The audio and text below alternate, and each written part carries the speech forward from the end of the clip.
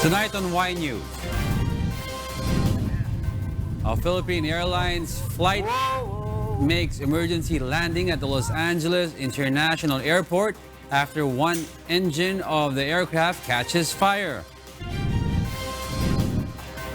President Rodrigo Duterte to fly to Busan, South Korea this weekend to attend a two-day summit with regional leaders. Senate to push for the passage of a bill that seeks higher sin tax that includes e-cigarettes or vape products. Grab passengers who use the ride-hailing app platform from February to May this year to receive refunds from 1 peso to over 100 pesos. And 2 swimming instructors were found negligent of their duty over the death of a freshman cadet in the Philippine Military Academy.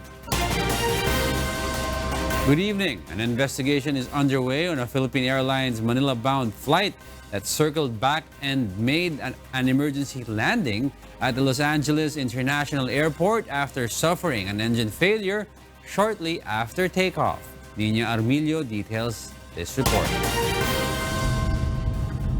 Philippine Airlines Flight 113 bound for Manila suffered technical failure shortly after takeoff from Los Angeles, California this morning. Pilots of the Boeing 777 aircraft immediately called for an emergency landing at the Los Angeles International Airport. In a statement, PAL management confirmed the incident, while it assured that all 342 passengers and 18 crew members are safe and were able to disembark from the airplane. PAL said the aircraft landed at noon local time. The airline described the incident as a technical problem in one of the aircraft's engines. In an audio recording of the exchange between PR-113 and local air traffic control, the pilot described the problem as an engine surge on the right engine.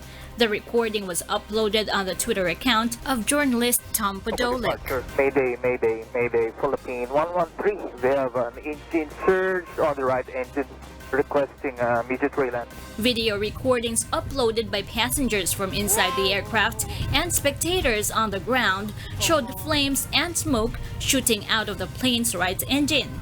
PAL has yet to issue further details, but it lauded the performance of the flight crew. The airline management assured it is extending all necessary assistance to the affected passengers by rebooking them on alternative flights to Manila, providing meal assistance and hotel accommodation. Nina Armilio, UNTV News and Rescue, Philippines. The delegation of President Rodrigo Duterte is expected to travel to South Korea this weekend. One of the activities the chief executive is expected to attend is a bilateral talk with South Korean President Moon Jae-in. Rosalie Cos will tell us why. President Rodrigo Duterte will once again travel out of the country this weekend. The chief executive will go on a trip to Busan, South Korea, together with other leaders of the Association of Southeast Asian Nations or ASEAN member states for the ASEAN Republic of Korea Commemorative Summit from November 25 to 27. This is part of the commemoration of the 30th anniversary of the ASEAN-Korea dialogue relations built in 1989. According to Department of Foreign Affairs for the Office of ASEAN Affairs Assistant Secretary Juniver Mahilum West, the summit is composed of 2 sessions. The relations between ASEAN and the Republic of Korea, as well as other regional issues like the tension in the Korean Peninsula, will be the focus of the summit. In Busan, 2 outcome documents are expected in the forthcoming Asean-Rok Summit and other side events. And these documents are the ASEAN-Rok Joint Vision Statement for Peace, Prosperity and Partnership, and the Co-Chair Statement on the ASEAN-Republic of Korea Commemorative Summit. And these 2 represent the strong partnership between the ASEAN and ROK. President Duterte and South Korean President Moon Jae-in will also meet on the sidelines of the commemorative summit, in which some agreements on education, tourism, social security and fisheries are expected to be signed. We cannot divulge yet what will happen in the meeting, but we expect some agreements to be signed on certain areas of cooperation. This will be President Duterte's second visit to the Republic of Korea since assuming office. The chief executive also mentioned the procurement of military equipment from South Korea. Itong Seoul is a vital partner natin. Alam mo kasi ang mga armas ngayon mahal. But we can always buy our jet planes, yung F-15 natin, galing ano yan. Now we're buying corvettes. Or how do you buy corvette or corvette? Or whatever. I'm buying the arms and I will look into para hindi ako mag-asa lang sa assessment na. Rosa Licoz, UNTV, News and Rescue. The Department of Health is hoping the strict implementation of immunization programs in the country would be regained as was in the 70s and 80s. This is through the implementation of the Universal Healthcare Law. Ray Pelayo will tell us why. 19 countries in the world require residents from the Philippines to secure a polio certificate when traveling to their places. The Department of Health says the vaccine is aside from what the Filipinos are administered within the Philippines as children. According to Health Undersecretary Eric Domingo, the action is to ensure that passengers coming from the Philippines will not be carriers of polio. The certificate can be secured from the Bureau of Quarantine, especially for overseas Filipino workers. Well, dapat kasi may personal record, di ba? Tsaka lalo na pag mga bata. Pero itong ngayon, na yung mga ibang bansa nire-require na kahit kumpleto ka na dati, magpapabakuna ka pa rin ngayon. So, additional vaccine siya. The action was issued after cases of polio emerged again in the country after almost 2 decades. The DOH says since 2015, the decrease in vaccination rate has been noticeable, especially in 2018 when the Demvaxia issue floated. The official adds the vaccination rate now is increasing, including other diseases like measles. The implementation of immunization program was stricter during the 70s and 80s because the DOH has a complete control over it. The DOH is hoping the program will be implemented properly through the Universal Healthcare Law. Dati kasi under DOH lahat yun hanggang sa barangay health workers. Kaya lang ngayon, syempre pagdating natin to sa barangay at saka sa municipality, under the mayor na yun. Kaya nagkaroon siguro ng kaunting kahinaan yung sistema na. Traces of vaccination can be seen from those born in the 70s and 80s on whom keloid has been left. But according to Yusek Domingo, not all have it. Parang nagkakaroon lang siya ng inflammatory reaction dun sa vaccine. Kaya nagkakagat.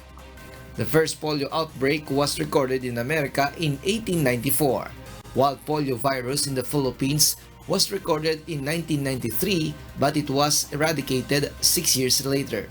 The virus commonly spreads through feces. It mainly affects kids aged 5 years old below.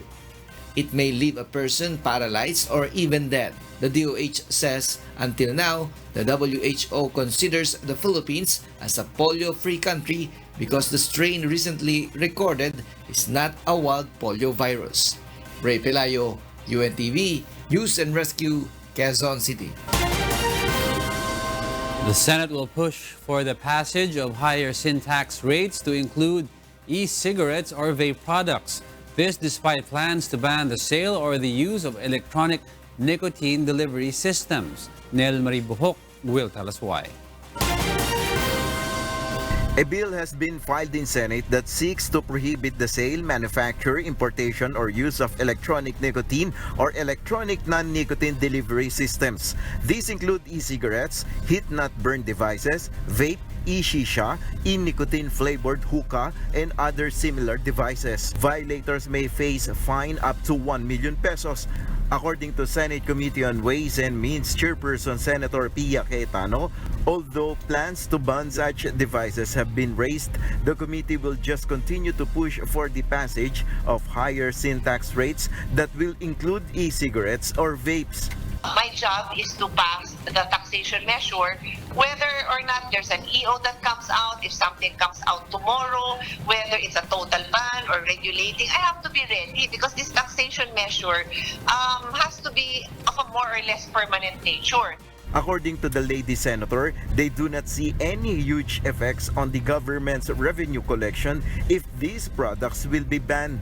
Well, it's very small compared to the overall collection pa, and that is because e-cigs is still a very small part. Is still not widespread. It's a new product. The objective of the proposed higher sin tax rates is to fund the government's universal healthcare program. The bill also seeks to discourage Filipinos to use this kind of electronic products that has apparently adverse impact and threat to health. In the House version of the sin tax bill, around 47.9 billion pesos will be collected and allocated for the universal healthcare program. Nel Maribuhok, UNTV News and Rescue, Senate of the Philippines. A new serious lung disease linked to daily vaping was discovered by a group of researchers. Bianca Quijano reports. A group of Canadian researchers announced the discovery of what they consider a new type of lung injury linked to vaping. The research was based on a 17-year-old boy who uses electronic cigarettes and THC daily. He developed a persistent cough and was eventually taken to hospital. The patient's condition worsened in hospital and he had to be placed on life support with lung lesions similar to a disease called bronchiolitis obliterans. The young man's situation worsened and doctors referred him to a transplant center because of the possibility he would need a double lung transplant. After ruling out other causes, Canadian researchers identified the liquids used to flavor the cartridges of electronic cigarettes consumed by the teenager as the most likely cause of the lesions. Dr. Karen Bosma said the new model of airway injury disease associated with vaping that causes chronic obstruction appears to be different from the alveolar lesion seen in recent cases in the US and 7 confirmed or probable cases in Canada. She added that the case of acute bronchiolitis was a diagnostic and therapeutic challenge. She said the patient had extensive exposure to flavored liquids for electronic cigarettes and the negative diagnosis for other causes of bronchiolitis.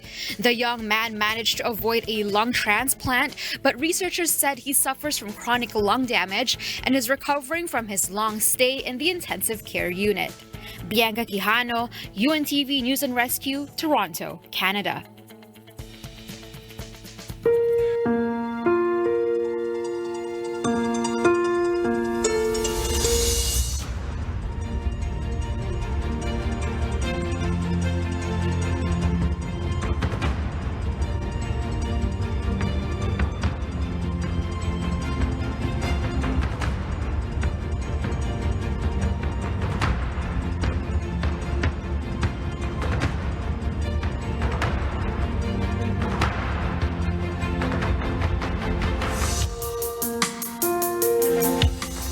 Laughter strengthens the immune system, boosts mood, diminishes pain, and protects from the damaging effects of stress.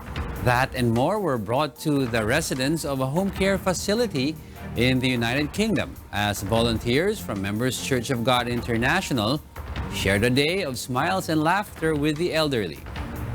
Sister Andrea Inigo has a story.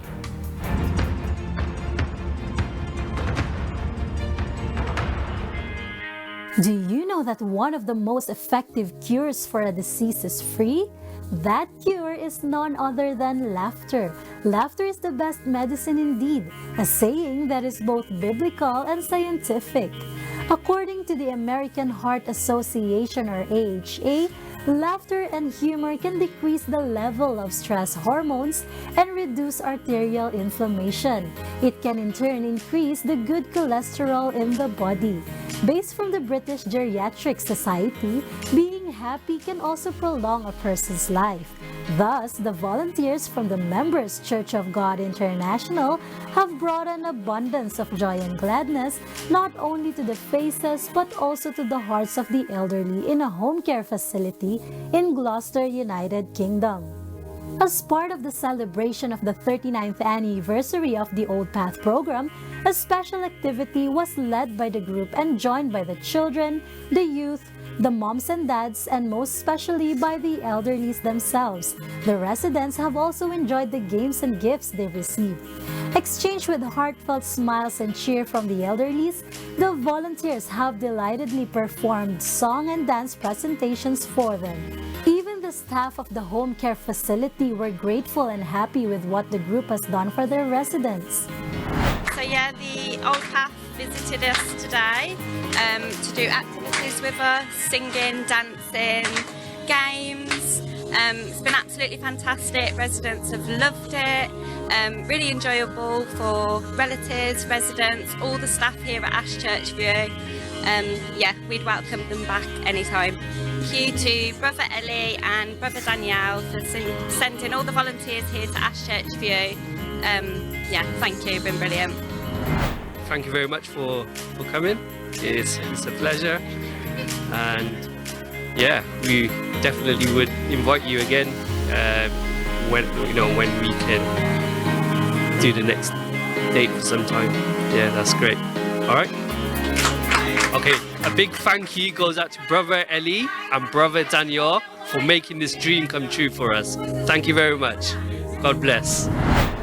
And thank you for Brother Nelly and Danielle for sending the Old Path here to Barchester Ashchurch. It's been lovely. Thank you. The right to a home, quality care, and sufficient means to live has since been assured to the older people here in the United Kingdom. Although there are some who have constant visits from their relatives, there are also those who have none and seem to have been forgotten by their loved ones. At present, there are more than 20 residents being cared for here in Ashchurch Home Care. The oldest among them is now 102 years old. To care for and remember our fellow men in their old age is innate to us Filipinos. It is a culture indivisible and we carry wherever we go. This is but a proof that the love and care a Filipino can give is exceptional and one of a kind. From London, United Kingdom, Andrea Inigo for the Old Path's 39th anniversary, upholding the truth through the gospel and good works.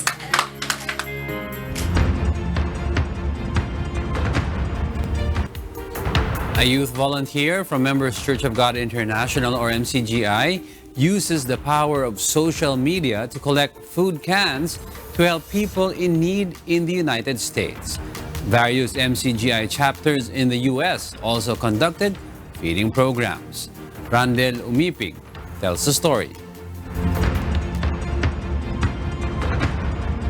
My idea was to donate food cans to an organization called Operation Child Rescue. Operation Child Rescue is an organization where they do many projects and, for example, food cans, and they will send the food cans to places around the world where kids and people don't have any food. Ella is one of the youth volunteers of Members Church of God International here in the United States who are taking part in the 39th anniversary celebration of the program The Old Path through helping our fellow men. Through social media, Ella encouraged the help of others to collect food cans to help those who are in need. Meanwhile, other chapters of MCGI here in the US also conducted feeding programs in accordance with Brother Eli Soriano's and Brother Daniel Razon's advocacy to do good works. Masaya po sa kalooban na gumawa ng mabuti, lalo na po yung mga nangangailangan, yung mga hindi nakakakain, sa kanila po ito. Those who received help thanked the group for their volunteer works. Absolutely, Brother Ali and Brother Danielle, thank you guys so very much. You know that this means a lot. It is a nice service, and when times are hard, when I think you ain't got nothing, all of a sudden, here y'all come out of nowhere. You know, that's a good thing. This is not the first time that the volunteers conducted feeding programs. With God's help and mercy, the group will continue to do good even after the end of the anniversary of the Old Path. From San Francisco Bay Area, I am Brother Randel Umipig for the Old Path 39th anniversary, upholding the truth through the gospel and good works. Good evening. Grab Philippines vows to pay over 23 million pesos worth of penalty ordered by the Philippine Competition Commission. About 5 million pesos of the amount will be refunded to affected customers within the next 51 days. Asean-Rok Jr. details why. Grab Philippines clarified today the 2 pesos per minute travel time charge added to its fare was not an overcharge. According to Grab, they were compliant with the fare matrix set by the Land Transportation Franchising and Regulatory Board. So I just want to clarify na hindi po nangyaring overcharging. Nagkaroon po ng deviations dun sa fare in range. But due to uncontrollable factors such as demand and traffic conditions, Grab explains it is not able to maintain the fare in range levels set by the Philippine Competition Commission or PCC. This led the commission to penalizing Grab with a total of 23.45 million pesos. Grab will abide by the PCC's order to having paid the 23.45 million peso fine, of which 5.05 million will go to our consumers. Of the total penalty, 5.05 million pesos will be distributed to affected Grab customers who used the ride-hailing app from February to May 2019. If you take 5 million over 3 million, the average that a passenger will get is around 1.5 pesos. There are some that will get below a peso. There are others that will get over 100 pesos. Depende po yung kung magkano karaming trips pinake. The refund will be given to Grab customers within the next 51 days, although the process is yet to be discussed with the PCC. According to Grab, it will announce the procedure through its social media accounts and app message 5 days prior to a refund. Meanwhile, the ride-hailing company confirms the loss will not affect the benefits of their partners or drivers, as the money to be used will come from their contingency fund. Grab vows the amount will not be passed on to their customers. Grab assures the fare will remain the same and may even become lower once the LTFRB grants approval to the additional 15,000 car units in their operation. Asean-Rok Jr., UNTV News and Rescue, Mandaluyong City. The Philippine Military Academy has recommended the dismissal of a swimming instructor, while the contract of another has been terminated over the drowning of one of their cadets. The PMA is committed to leaving no stone unturned on the case of Cadet 4th Class Mario Talan Jr. Harleen Delgado explains why. The Philippine Military Academy found negligence of the 2 civilian instructors involved in the drowning of Cadet 4th Class Mario Talan Jr. on November 8 in the Academy's pool. The 2 swimming instructors were identified as Robert Bete and Antonio Catalan. According to the PMA, based on their investigation, the 2 were found negligent and imprudent or reckless in the conduct of the swimming course. Nakita po sa investigation na meron po talagang gross neglect doon po sa kanila pong part, doon po sa pag-conduct po nila ng practical examinations, doon po sa swimming course ng mga 4th class cadets, which is the fundamentals of swimming. The PMA says it has recommended the dismissal of Bete, while Catalan has been terminated from the academy, being a job order employee. Nakita kasi natin doon, ma'am, na wala pong foul play from the investigation. Ganon din yung nakita na ating pong mga kapulisan. Kaya administrative case, ma'am, yung ating pong pre-process dito po sa Philippine Military Academy.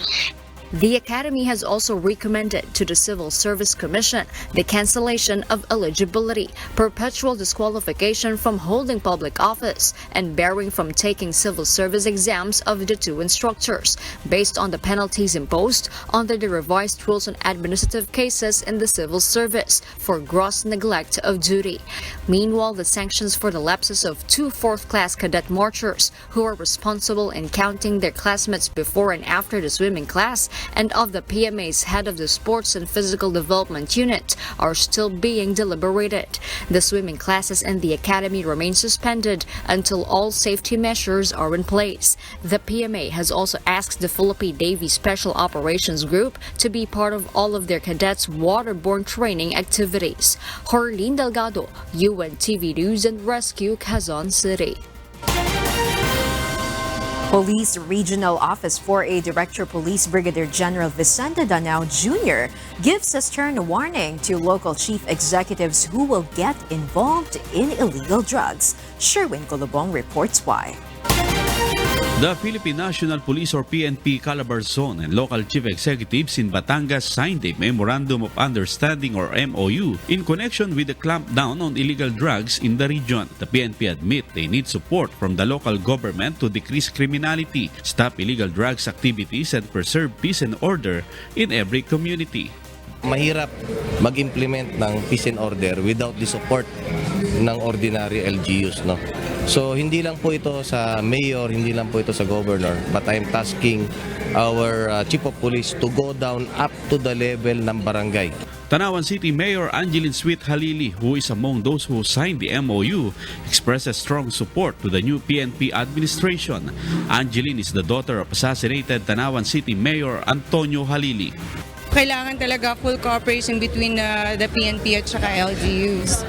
And it's a good thing that our regional director, Danao, has called upon us having this courtesy call. At least it kills time and it's easier for us to address all the issues that is necessarily addressed for today. Meanwhile, General Danao warns local chief executives in the region who will get involved in illegal drugs. Kung meron pa na natitira, nakikiusap ako sa inyo. Please, stop it. Okay? Hindi po ako magdadalawang isip na kayo ang ihinto ko dyan. Okay? Yung mga hindi nakikikooperate, once proven and validated, I don't care kung sino ka. You shake up or you will be shaken up. President Rodrigo Duterte has recently disclosed the names of 5 mayors in Calabar Zone who are included on the list of narco-politicians in the country. Sherwin Colobong, UNTV News and Rescue, San Jose, Batangas. The Armed Forces of the Philippines continues to call on New People's Army members to return to the government's fold. This, some NPA members surrendered to authorities. Dante Amento details why. 4 members of the New People's Army or NPA surrendered to the military in Lanao del Sur province.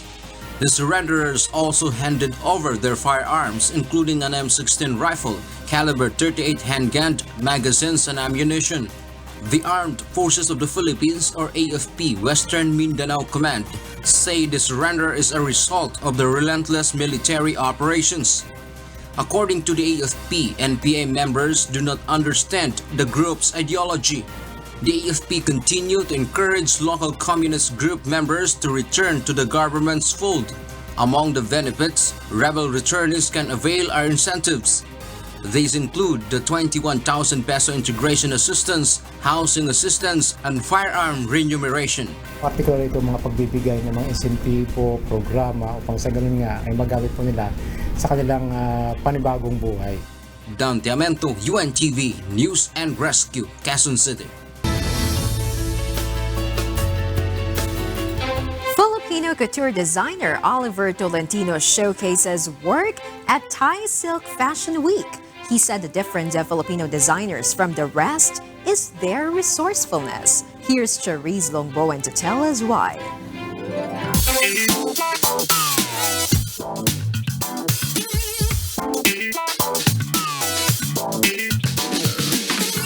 Filipino-made elegant designs were featured at the 2nd International Thai Silk Fashion Week held at Eden Zone ground floor of Central World in Bangkok, Thailand. Held on November 18 to 22, the week-long event is part of the 9th celebration of Silk, Thai Silk Road to the World 2019, organized in honor of Thailand's Queen Mother, Her Majesty Queen Sirikit, in promoting Thailand's silk industry. 43 designers from different countries participated in this year's edition of the Fashion Week, including renowned Filipino fashion designer Oliver Tolentino. Talaga minanipulate natin ng fabric to look like, you know, it's a different era of the Thai silk. And also what's nice, is of course hindi mawawala ang ating national fabric, which is the pineapple fabric. So incorporate ko and then I put it together. So magandang kinalabasan. The Beverly Hills red carpet couturier shared how the Filipino design is different from the rest. You know naman kasi Filipinos are very resourceful, so we can create something, nothing from nothing to something. Being a Filipino, kailangan mo talaga i-incorporate yung pagiging Filipino mo sa bawat disenyo mong ginagawa. One of the models of Tolentino's designs is no other than Miss Universe 2015 Pia Wurtzbach. The Filipino beauty queen said she is happy to feel the support of the Filipinos in Thailand. I'm just very proud that even when you're abroad, you still feel yung bayanihan na feeling, yung nagsasama-sama tayo. Meron tayong sense of family and team spirit. And I hope in the next years to come, there will be more Filipinos that can represent us in the international stage. Pia added that she hopes in the next years to come, there will be more Filipinos that can represent the Philippines on the international stage. Charisse Longbowen, UNTV News and Rescue, Bangkok, Thailand.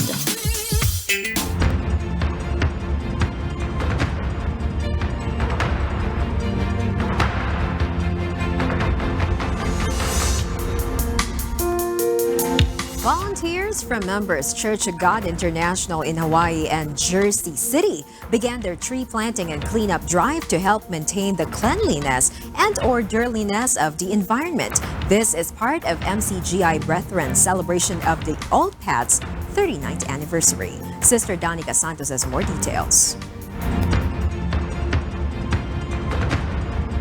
Being one with the Members Church of God International for their nationwide public service event, Jersey City and Hawaii held cleanup drives and tree planting in their areas. MCGI volunteers happily take part in the endeavors to clean and plant for their communities. Salamat po sa Diyos at sobrang sarap po sa feeling na nakapag-participate po kami dito sa community service para po sa ating ADD anniversary. Salamat po sa Diyos sa pagkakataon po na makagawa ng mabuti. Daffodil planting was taking place in the Irving Square Park by our volunteers just in time for the sprouting season in spring. New Jersey with New York is one of the states that need additional plants and trees not only to serve for beautiful aesthetics but to also clean the air of the cities. This feeling was shared by the volunteers in Hawaii who partook in the cleanup drive. Well, I like to have a clean environment, and I think it's important to engage with the community, and I think everybody likes to go to parks and have it be clean, and I just like volunteering. This is not the first time that the group has done volunteer works for environmental awareness, and according to the group, they hold different public service activities every month for their fellow men. From New Jersey, USA of North America, Sis Danica Santos for 39th anniversary of the Old Path, upholding the truth, true gospel, and good works. The Department of Tourism and the Manila City government signed an agreement to bring the La Madre Monument to its original position on Jones Bridge. La Madre Monument is presently at the Luneta Park. Tourism Secretary Bernadette Romulo Puyat and Mayor Isko Moreno Dumagoso signed the agreement. This event coincided with the launching of the first children's book that features the beautiful spots in the city of Manila. An agreement on free entrance fee to Intramuros for senior citizens and barangay officials in the city was also signed today. Mayor Isko said this move aims to bring back the awareness and love for history and identity among Filipinos. Meanwhile, Cagayan Province is left with zero casualty after the onslaught of Typhoon Ramon. But local fishermen and farmers call for assistance from the government. Aiko Miguel reports why. Cagayan Province is now back to its normal situation after being hit by Typhoon Ramon. Residents here enjoyed a sunny day today. Based on the Provincial Climate Change and Provincial Disaster Risk Reduction and Management Council's report, Typhoon Ramon left Cagayan with 0 casualty. This is in spite of the massive flooding in some parts of the province. According to the Cagayan provincial government, the implementation of the preemptive evacuation days before the typhoon's landfall greatly helped in attaining this. Relief supplies are continuously distributed in barangays and sitios greatly affected like Sitio Nangaramuan and Lubac in San Vicente, Santa Ana town. Typhoon Ramon severely affected the livelihood of farmers in the province. They cannot plant what with the severe flooding. Even fishermen can't go fishing for about a week's time because of strong current and huge waves in the sea. Boyet Villegas has to wait for 3 days before he can fish again. Di plano mi ma'am, no kastoy pa lang natakil ti aluyo, ang kami pa lang makasalog, mga 3 days pa lang ti maglabos sa kamto makasalog ti baybay. Joe Pitangcora tried fishing today and hoped to catch fish. On a normal day, he earns 1,000 pesos. But when there's a weather disturbance, he earns 300 to 500 pesos only. Mayo Jacinto, a farmer, cannot go back to Bolos Point, Gatara to plant rice because there is no boat yet available to travel back to his hometown. Malaking abala po yung pagka-stranded po namin. Mahigit 2 linggo na po kami dito sa Gonzaga. The local government continues to assessing the cost and extent of damages Typhoon Ramon caused on agriculture. Aiko Miguel, UNTV News and Rescue, Tuguegarao, Cagayan. In other news, the roof of a Venezuelan university has become a melting pot of green ideas and a space where students converge at the country's first open-air classroom. Nina Armilio reports. Plants have replaced desks. Instead of walls, students take in gulps of fresh air. And what was a roof of the Andres Bello University in western Caracas has become the floor of a cutting-edge educational space. The postgraduate building has become a place that stands out for its hopeful message of change as students grapple with ideas to reverse and tackle the climate crisis the world faces. The university sits on the other side of the motorway of the Antimano neighborhood, a community of colorful houses perched on a hill and one of the poorest parishes in the capital. But on the campus roof, standing some 15 meters from the ground, hundreds of plants thrive and provide their surrounding with clean air. The flora also serves to lower the temperature within the building by up to 6 degrees Celsius. The rooftop has become an emblem of a battle won in favor of the environment. The university had to choose between installing air conditioners to optimize the temperature of a dozen classrooms or opt for the landscaped roofs. But as well as making the building blend into its lush setting, the innovative project has also helped the institution save money when it comes to energy bills. The green roof today provides some 400 people with clean air. The leaves scattered around in the rooftop garden's plants also help to trap some 57 kilograms of dust, preventing the soot from settling on the ground. And as if that was not enough, the rooftop also modestly decreases the volume and rate at which rainwater flows off the roof. Nina Armilio, UNTV News and Rescue. And for the news abroad, here's Stephanie C. reporting live from Hong Kong. Steph, good evening. Good evening, William.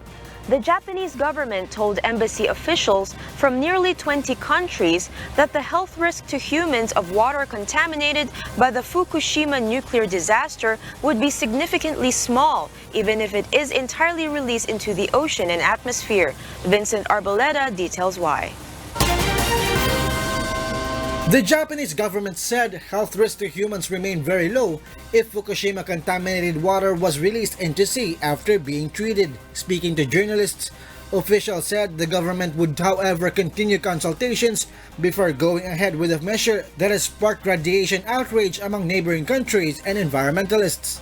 Controlled discharge of the partially decontaminated water into the Pacific Ocean is currently the most viable option available to the government to solve one of the most pressing problems in dismantling the Fukushima Daiichi nuclear plant. It is the water used to cool reactors damaged by the 2011 nuclear disaster and subsequently treated to remove most of the radioactive isotopes and stored in tanks within the nuclear compound. The Japanese government maintains that the discharge will take place within the standards of the United Nations Scientific Committee on the Effects of Atomic Radiation, and recalls that several countries have made similar discharges in recent years, and even with larger amounts of tritium. These arguments have failed to allay the fears of neighboring countries such as South Korea, which have spoken out against the dumping in various international forums, as well as those of environmental and anti-nuclear organizations that maintain their reservations because of the long-term effects of radiation. In any case, the Japanese authorities will not take a final decision until it has completed the process of consultations with the local population, which stands to lose the most from a potential negative impact resulting from the stigmatization of their fishery products, one of the main economic activities of the Fukushima prefecture. Vincent Arboleda, UNTV News and Rescue. U.S. President Donald Trump's former top Russia advisor has accused his Republican allies of pushing a fictional narrative that Ukraine meddled in the 2016 election. She also gave a stark warning to the nation during her testimony on the final day of public impeachment hearings. Kathy Maraos reports. If you would please rise. Raise your right hand. I will begin by swearing you in. The former top Russia advisor to President Donald Trump's administration testified in the United States House of Representatives impeachment inquiry that Moscow plans to repeat what she described as its successful interference in the 2016 U.S. presidential election.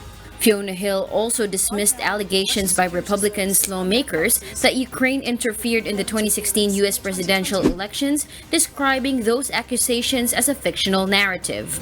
She added that Russia's security services and their proxies have geared up to repeat their interference in the 2020 election. Hill, who left her position at the White House National Security Council in July, appeared Thursday in the lower house of Congress to testify along with David Holmes, that political counselor at the U.S. Embassy in Ukraine's capital. Thursday's hearings wrap up an intense week in the impeachment probe that was highlighted by the testimony of the U.S. ambassador to the European Union, Gordon Sondland, who said Ukraine had been pressured to investigate U.S. former Vice President Joe Biden, a leading candidate for the 2020 Democratic Party presidential nomination. Trump had temporarily frozen nearly $400 million in military aid to Ukraine just ahead of the call, prompting suspicion that the request to investigate the Bidens was linked to the release of the funds. The White House in September released the transcript of that phone call, a document that shows that Trump urged Kyiv to look into Joe Biden's alleged interference in a probe of his son's business dealings in Ukraine. Trump, who vehemently denies that any quid pro quo was at work and says he withheld the aid over frustration with what he considered to be an insufficient amount of monetary assistance provided to Ukraine by other countries, says the transcript shows he did nothing wrong. Kat Numaraos, UNTV News and Rescue. Authorities rescued 73 migrants in the waters of the central Mediterranean, including 2 children, and some were wounded by firearms. Meanwhile, Israel's Attorney General has indicted Benjamin Netanyahu for bribery, fraud, and breach of trust, in a major blow to the Prime Minister as he fights for his political survival. Details in this report. In Israel, Israeli Prime Minister Benjamin Netanyahu has defiantly vowed to hold on to power after being charged with bribery, fraud, and breach of trust in connection with 3 separate cases. He condemned the charges as a coup attempt against him. Netanyahu is alleged to have accepted gifts from wealthy businessmen and dispensed favors to try to get more positive press coverage. During a 15-minute tirade, Netanyahu accused the judiciary, police, and others of plotting against him with politically motivated allegations. In Hong Kong, netizens in Hong Kong urged anti-government protesters to refrain from taking to the streets in the ongoing protests to avoid being arrested. This could lead to a reduction in the number of votes for pro-democracy candidates in the local district council elections on Sunday. Meanwhile, the number of protesters barricaded inside Polytechnic University dwindled further on Thursday, with more people leaving the campus. But it was believed dozens continued to stay put as a bitter standoff with riot police. Meanwhile, 2 children and 24 unaccompanied minors were among 73 migrants rescued by Spanish humanitarian organization Open Arms in the Mediterranean. Some of the migrants were suffering from traumatic shock, second and third degree burns, gunshot wounds, severe hypothermia, and dehydration. The migrants were traveling in a drifting barge that was at risk of shipwrecking and were found about 50 miles north of the Libyan city of Az-Zawiya, west of Tripoli near the Tunisian border. Volunteers at Open Arms are preparing medical reports and have requested safe passage from the 2 closest European countries, Italy and Malta. Stephanie C., UNTV News and Rescue. And those are the news from the other parts of the globe. Back to you, William. Thank you, Stephanie C., reporting live from Hong Kong.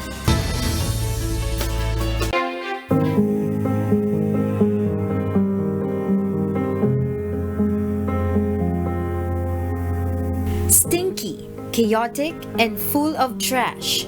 These are the first things that come to mind every time we talk about the Smoky Mountain in Manila. Among the residents here, there is a small group of female paper weavers. One of them is Eva Duave. If you look at her body, you can immediately notice a bump on her back. She is also short for her age. One can even mistake her for a walking child. On her left foot, she is missing a toe. Due to poverty, Eva cannot afford to go to a doctor to at least find out what her condition is. What's important to Eva is that she is still able to function properly and work.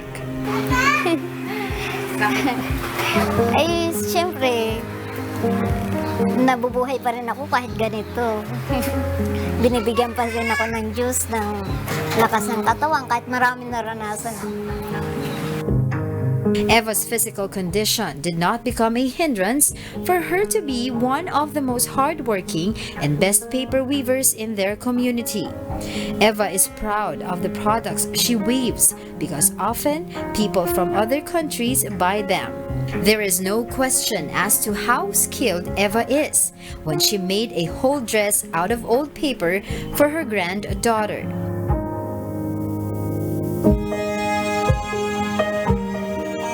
Eva is not only unique because of her physical condition, but also because of her simple yet inspiring life story.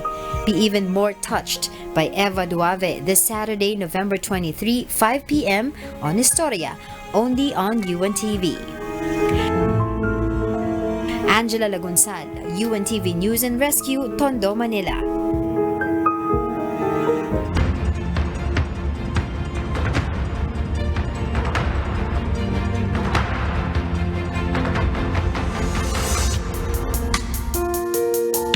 Members Church of God International held a cleanup drive in New York.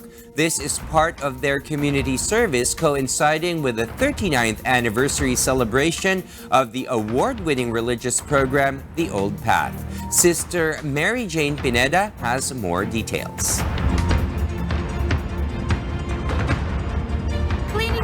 Ridgewood Reservoir in New York is important to get rid of invasive plants that harm ecosystem in the area.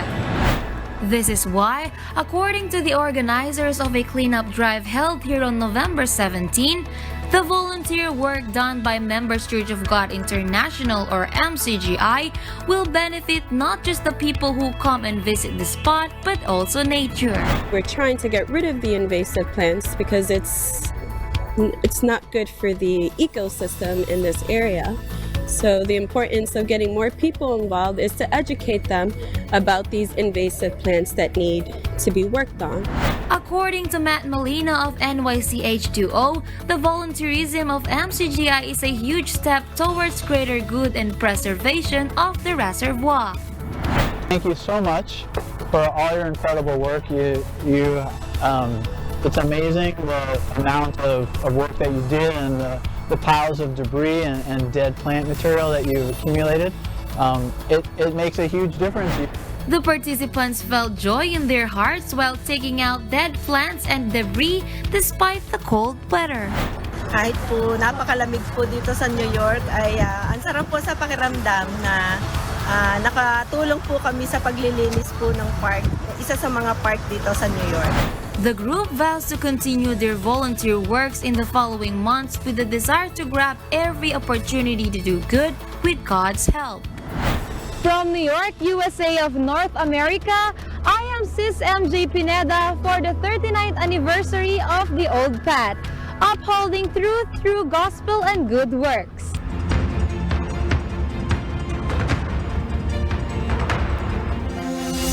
Nepal and India are both listed in this year's Global Hunger Index.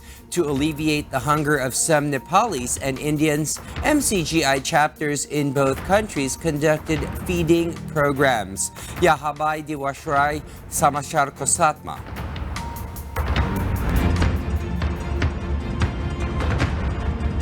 हजुर सन् 2019 मा नेपाल र भारत 73औं र 102औं स्थानमा क्रमानुसार गरिबीको रेखामुनि रहेका देशहरूका सूचीमा पर्दछन्। ग्लोबल हंगर इन्डेक्स र यो रिपोर्टको आधारमा दुवै देश गम्भीर भोकमरीको स्तरमा छन्। यसै कारण दैनिक निशुल्क खाना वितरणको कार्यक्रम परमेश्वरको मण्डलीको अन्तर्राष्ट्रिय सदस्यहरू MCGI द्वारा नेतृत्व गरिँदै आएको छ, जुन चाहिँ सन् 2012 देखि सुरु गरिएको थियो। मुम्बई अँधेरीको सडकमा रहने मानिसहरूको निम्ति यो एउटा ठूलो मद्दतको रूपमा साबित भएको छ।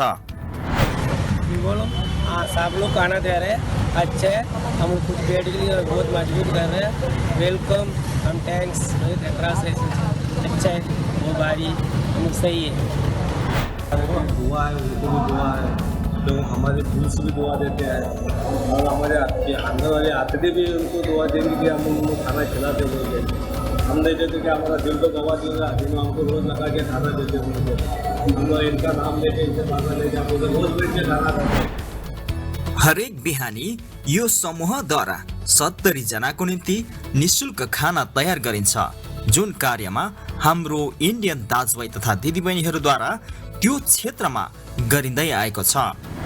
यसै बीच प्राचीन मार्ग टिभी कार्यक्रमको 39औं वार्षिकोत्सवको उपलक्ष्यमा नेपालमा MCGI सदस्यहरूद्वारा एक उपहार दिने कार्यक्रम आयोजित गरियो र निशुल्क खाना प्रदान गरिएको थियो र विशेष अतिथिहरूको लागि एक छोटो कार्यक्रम पनि आयोजना गरिएको थियो।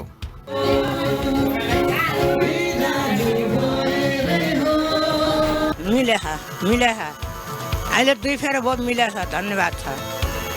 परमेश्वर पिताले दिलाउनु आहा, परमेश्वर पिताको वचन सुन्न पाइयो, हामी प्रथम पनि गर्न पाइयो, हजुरसित भेट हुन पनि पाइयो, हजुरलाई धन्यवाद। र उहाँ एलीलाई मैले के भन्न चाहन्छु, धेरै धन्यवाद दिन चाहन्छु। उहाँको उपस्थितिबाट हामी चाहिँ किन विश्वासमा आउन पायौँ र यो सुसमाचार राम्रोसँग सुन्नु पायौँ र हामीले विश्वास गर्न पायौँ र यहाँ चाहिँ राम्रो स्थितिमा चल्न पाइयो, त्यसको लागि धन्यवाद दिन्छु।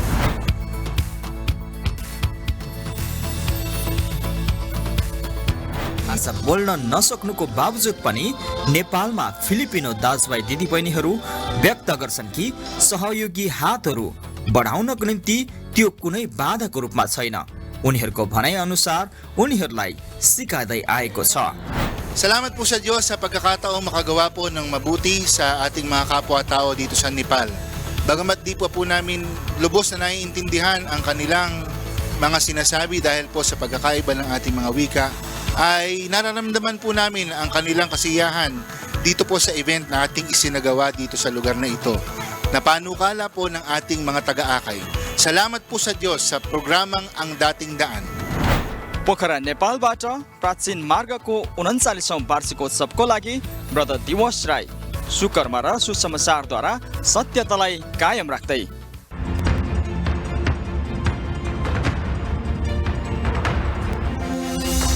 Dhanyabad by Diwashray. And those are the reasons behind the news this November 22nd, 2019. On behalf of Alex Baltazar and Angelo Castro III, I am William Theo, and before we close, we will recap with today's significant sound bites. Because we need to know, we will always ask why. Good evening. Mayday, Mayday, Mayday, Philippine 113. We have an engine surge on the right engine requesting immediate relance. Itong Seoul is a vital partner natin. Alam mo kasi ang mga armas ngayon mahal. But we can always buy our jet planes, yung F-15 natin, galing ano yun. Now we're buying Corvettes. So how do you buy Corvette or Corvette? Or whatever. I'm buying the arms and I will look into para hindi ako mag-asa lang sa assessment. Grab will abide by the PCC's order to having paid the 23.45 million peso fine, of which 5.05 million will go to our consumers. Nakita po sa investigation na meron po talagang gross neglect doon po sa kanila pong part, doon po sa pag-conduct po nila ng practical examinations, doon po sa swimming course ng mga 4th class cadets, which is the fundamentals of swimming. Kung meron pa na natitira, nakikiusap ako sa inyo. Please, stop it. Okay? Hindi po ako magdadalawang isip na kayo ang ihinto ko dyan. Okay? Yung mga hindi nakikikooperate, once proven and validated, I don't care kung sino ka. You shape up or you will be shaken up.